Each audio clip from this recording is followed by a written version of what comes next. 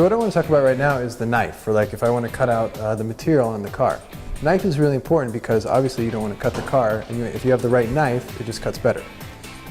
For a long time I used a knife, and a lot of knives have a metal front and they're a single cartridge knife. And then about 12 years ago, a buddy of mine turned me on to this knife. And this is the NT Cutter A551P knife, and it's a great knife for car wrapping. Here's why.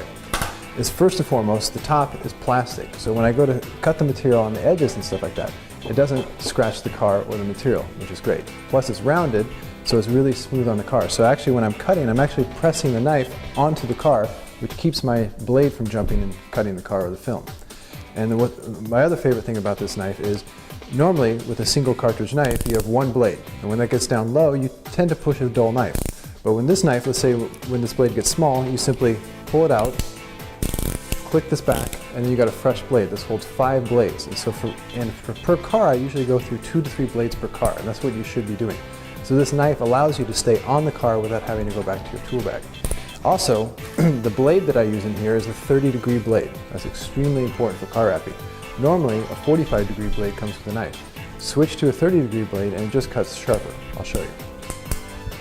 So with the blade, I can push onto the car and I can cut nice and clean down the edge. I can run my finger, set it up, and then I can just come back down on the other side and cut this side out. And I'll show you, pull it out. And because I can push on the car with my knife, it just makes it extremely secure, and I cut better, cleaner, and safer with the NT Cutter A551P knife.